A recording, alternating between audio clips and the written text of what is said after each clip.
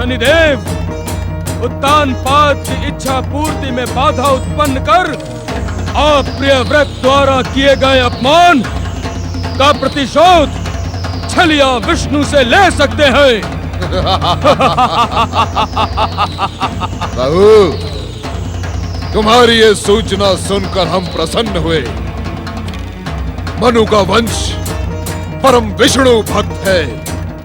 यदि हम उत्तानपाद के मार्ग में बाधा उत्पन्न कर दें, तो वो विष्णु से सहायता अवश्य मांगेगा और हमें विष्णु को अपनी विध्वंसक, भयानक, अहंकारी और मारक को दृष्टि का परिचय देने का अवसर मिल जाएगा।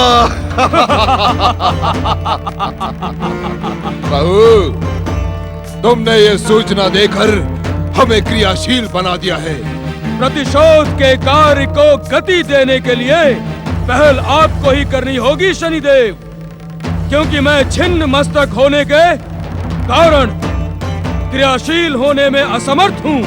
प्रभु,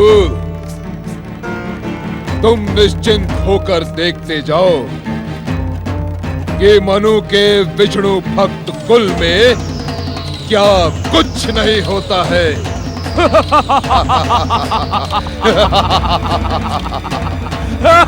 प्रभु, मनु पुत्र उत्तानपाद के जीवन में अब शनिदेव के समस्त राग, द्वेष, छल, कपट, नीति, अनीति, कुनीति, दृष्टि, कुदृष्टि, ईर्षा एक साथ विध्वंस करेंगे। एक ऐसा विस्फोट होगा रहु कि छलिया विष्णु भयभीत हो उठेगा। इस घटना के पश्चात इस संसार का हर एक प्राणी शनिदेव के नाम से थर थर थर्राएगा।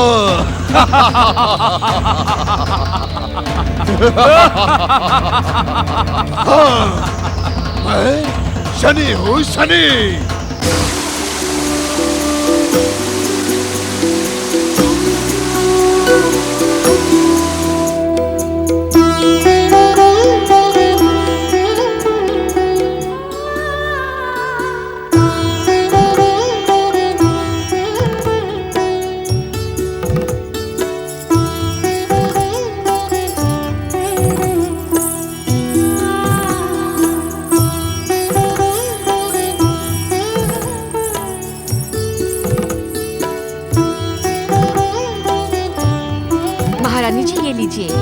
जगदीश्वर भगवान के ये प्रिय पुष्प है।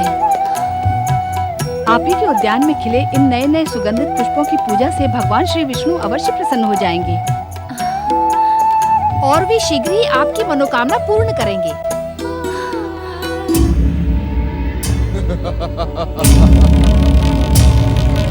हर हर महादेव, हर हर महादेव, हर हर महादेव, हर हर महादेव, हर हर महादेव, हर हर महादेव। ललिता जी महारानी जी, देखो तो कौन है। जी महारानी जी। हर हर महादेव, बम बम भोले, हर हर भोले, हर हर महादेव। महाराज, आप कौन हैं? कहाँ से पधारे?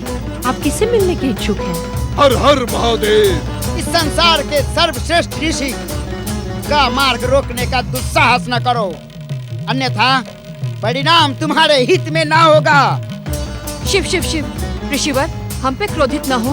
महारानी सुनीति के समीप जाने के पूर्व आपका परिचय ज्ञात करना हमारा कर्तव्य है।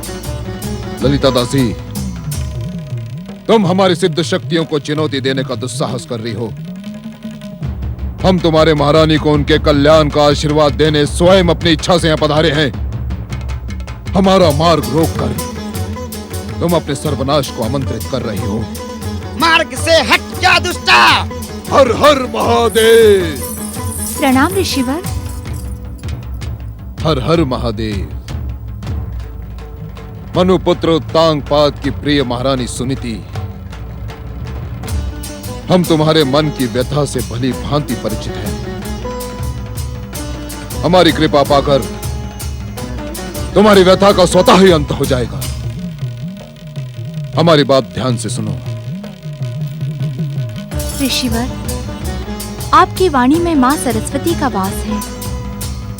मेरे मन की व्यथा का उल्लेख कर आपने ये सिद्ध कर दिया कि आप इस युग के सर्वश्रेष्ठ ऋषि हैं।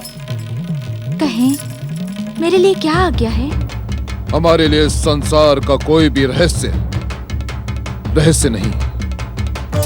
हमें भली भांति ज्ञात है कि तुम पुत्र प्राप्ति के लिए अत्यंत व्याकुल हो, और तुम्हारे स्वामी उत्तांगपाद ने जब तब व्रत पूजा आराधना करके भी देख लिया, किंतु परिणाम हर हर महादेव, हर हर महादेव।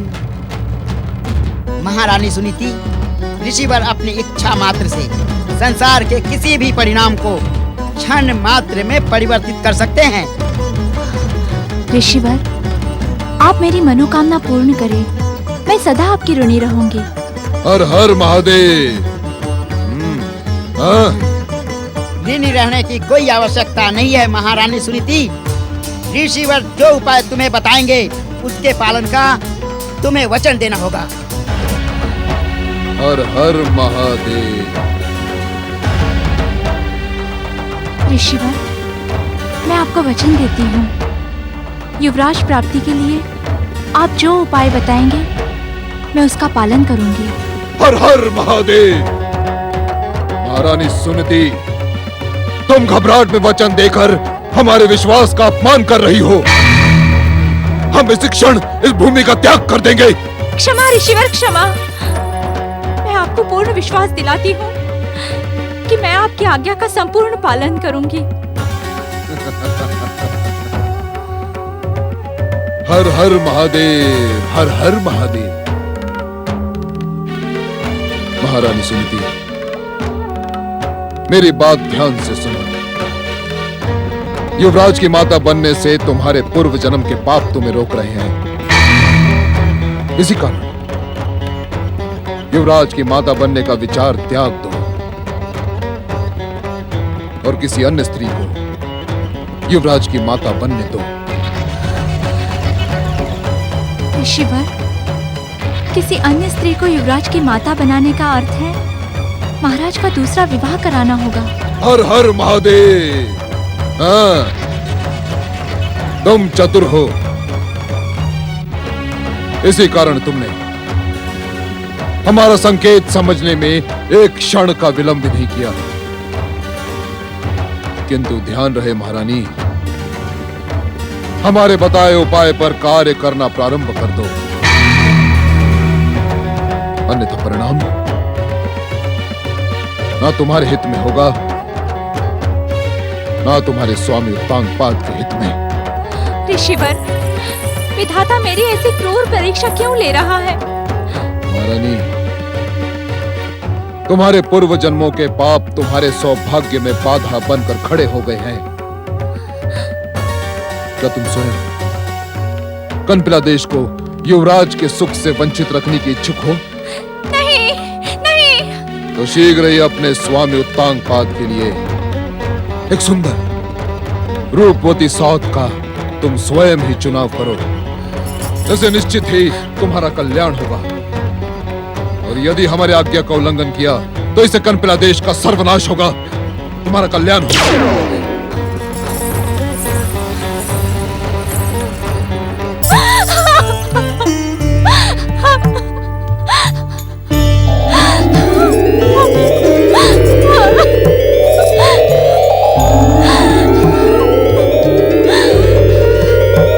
ऋषि की बात मानने में ही कनपिला देश का कल्याण है सुनीति।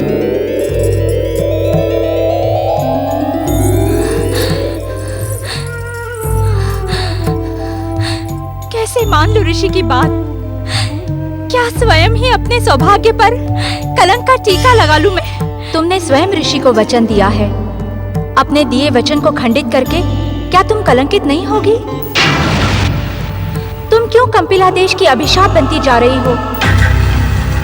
तनिक अपनी प्रजा की ओर देखो, वे सब पुत्र प्राप्ति के लिए विचलित हो गए हैं। नहीं नहीं, मैं किसी भी मूल्य पर अपना सौभाग्य खंडित नहीं होने दूंगी। ज्ञात है इसका परिणाम क्या होगा? नहीं, ज्ञात नहीं। आज जो बात तुम तक पहुंची है, कल वो महाराज और प्रजा तक पहुंचेगी। तब वो स्वयं अपनी प्रिय महारानी का त्याग कर देंगे। तब कहाँ जाओगी तुम? कहाँ रहोगी तुम? पूर्व जन्मों के पापों का प्रायश्चित करने का स्वर्ण अवसर तुम्हारे सामने है। भीरुओं की भांति अश्रु ना बहाओ। ऋषि को दिए वचन का पालन करो। एक वीरांगना की भांति अपनी सौत का चुनाव स्वयं करो।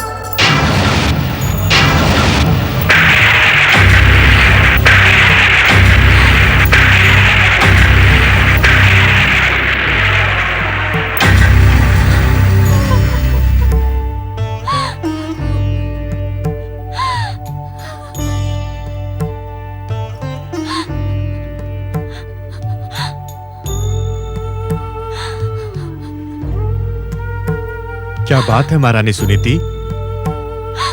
इतना अधिक उद्विग्न हमने तुम्हें आज से पहले कभी नहीं देखा।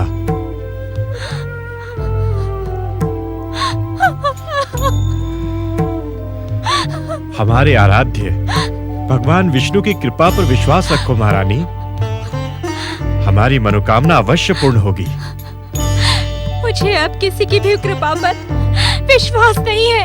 ये तुम क्या कह रही हो महारानी? सत्य कह रही हूँ मैं। मेरे पूर्व जन्मों के पाप कंपिला देश पर अभिशाप बन जाए, मैं इसे कदापि स्वीकार नहीं करूंगी। भक्ति की शक्ति से तुम भली भांति परिचित हो महारानी। हमारी पुकार हमारे आराध्य भगवान विष्णु तक अवश्य पहुंची होगी। वे शीघ्र ही हमारी दुविधा का अंत करेंगे। नहीं महाराज, मुझे भगवान विष्णु की कृपा पर विश्वास नहीं है। विधाता ने मेरे भाग्य में पुत्र का सुख लिखा ही नहीं है। आज तुम कैसी नास्तिकों जैसी बातें कर रही हो महारानी? क्या हो गया है तुम्हें? क्या तुम संकट की इस घड़ी में मनुकुल के आराध्य जगदीश्वर भगवान विष्णु की कृपा से मुख मोड़ लेने की इच्छुक हो? क्या तुम्हें ज्ञात नहीं कि उनकी इच्छा मात्र से ही असंभव भी संभव हो जाता है? अब असंभव असंभव ही रहेगा महाराज। हमने जप, तप, व्रत, पूजा, अनुष्ठान सब कुछ करवा के देख लिया, किंतु कोई लाभ नहीं हुआ। धैर्य धारण करो महारानी। एक भक्त के हृदय में अपने भगवान के प्रति धैर्य की सबसे अधिक आवश्यकता होती है। मेरे धैर्य का बांध टूट गया है महाराज, टूट गया है। मुझे जगदीश्वर भगवान विष्णु पर पूर्ण विश्वास था,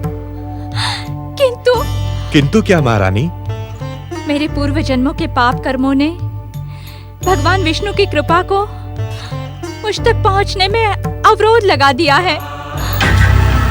अपनी व्यथा से मैं अपने आराध्य भगवान श्री विष्णु को और अधिक कष्ट नहीं दे सकती।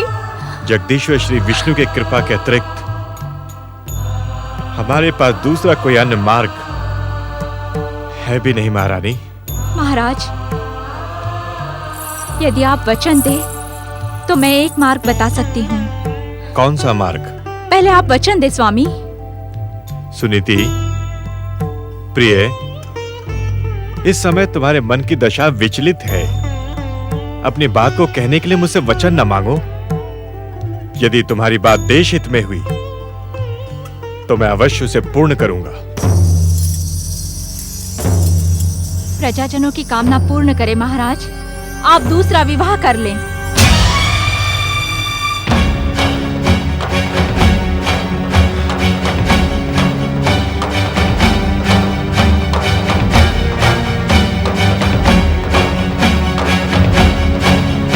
ऐसी हृदय विदारक बात तुम्हारे मन में जन्मी भी कैसे महारानी? तुमने सोच भी कैसे लिया कि पृथ्वी के प्रथम पुरुष महाराज मनु का सुपुत्र उत्तानपाद दूसरे विवाह के प्रस्ताव को स्वीकार कर लेगा? ये मेरी सोच नहीं महाराज, दृढ़ निश्चय है। पुत्र प्राप्ति के लिए तुम्हारी मनोकामना भ्रमित हो गई है महारानी।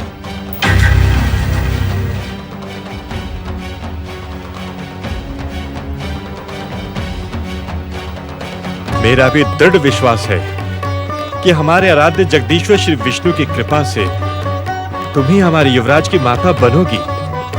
महाराज, मैं अपने पूर्व जन्मों के पाप आपको और कंपिला देश को नहीं भोगने दूंगी।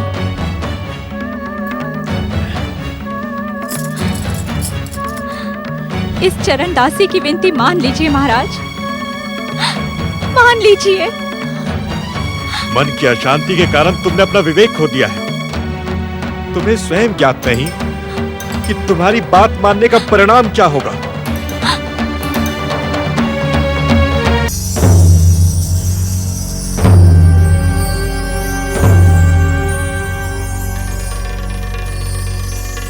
असंभव, असंभव राजगुरु, असंभव। महारानी सुनीति का प्रस्ताव मान लेने का अर्थ है कि उनका अधिकार और उनका नेतृत्व किसी अन्य को प्रदान कर देना। मैं इस दुराचार को कदापि स्वीकार नहीं कर सकता। महाराज, आप तनिक सोचें, तनिक विचार करें कि उद्विग्न और विचलित महारानी सुनीति ने आपसे जो प्रस्ताव किया है उसमें कंपिला देश का हित छिपा है। महाराज, आप इस सत्य से अनभिज्ञ नहीं हैं कि युवराज को पाने के लिए प्रजा की व्यग्रता किस सीमा तक पहुंच चुकी है। महारानी सुनीति के प्रस्ताव पर आप एक बार गंभीरता से विचार करें। असंभव। महामंत्री सुदत्त जी, आप क्यों बार बार मुझे दुराचार करने के लिए प्रोत्साहित कर रहे हैं? मैं पृथ्वी के प्रथम पुरुष महाराज मनु का पुत्र हूं। ये पृथ्वी लोक अपने प्रथम दिन से हमारे परिवार के कार्यों का ही अनुसरण करता है। तनिक सोचे, यदि मनु पुत्र उत्तानपाद दूसरे विवाह को स्वीकृति देता है तो समाज पर उसका क्या प्रभाव पड़ेगा? आज अपनी विवशता, महारानी सुनीति की उद्विग्नता और प्रजा की उत्तेजना के कारण यदि मैं दूसरे विवाह को स्वीकार कर लेता हूं तो क्या कल हमारी प्रजा हमारे ही कार्यों का अनुसरण करते हुए अपने जीवन में दूसरे विवाह को एक परंपरा के रूप में स्वीकार नहीं कर लेगी? किंतु महाराज, इसमें अनुचित क्या है? अनुचित है राजगुरु। तनिक सोचे कि एक व्यक्ति के दूसरे विवाह कर लेने पर उसकी पहली पत्नी का क्या होगा? क्या दूसरी पत्नी अपनी सौत को उसी सम्मान के साथ स्वीकार कर लेगी जो पहली पत्नी होकर उसे प्राप्त है? क्षमा महाराज, यदि पुरुष उचित वातावरण उपलब्ध कराए तो समस्या का कोई कारण दिखाई नहीं पड़ता। स्त्री का क्या है, वो तो पराया धन है। पुरुष जैसे रखेगा वैसे रह लेगी। महामंत्री सुदत्त, मुझे आपसे ऐसी उत्तर की अपेक्षा नहीं थी। इस उत्तर से आपकी भावनाएं स्पष्ट हो गई हैं। ऐसा प्रतीत होता है कि कंपिला देश का महामंत्री पुरुष को स्त्री से श्रेष्ठ समझता है। क्षमा महाराज, क्षमा महाराज। आप दोनों ध्यान से सुन लें। मुझे महारानी सुनीति का प्रस्ताव स्वीकार नहीं है।